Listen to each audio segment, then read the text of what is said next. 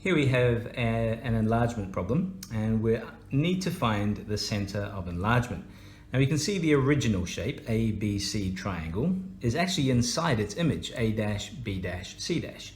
So it's a bit of a weird one, but we solve it in the same way we would solve any of these kinds of problems. So what we do, we imagine that somewhere here lies the center of enlargement, and it goes out, past the original, out towards the image. Somewhere here, past the original, out towards the image.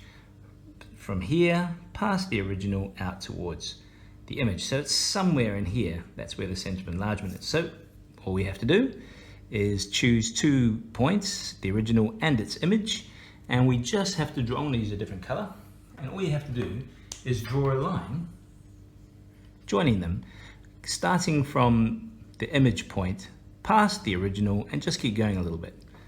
Okay, so somewhere along that line that I've just drawn is the center of enlargement. And I'm going to take C. I'm going to take C and the image of C and do the exact same thing.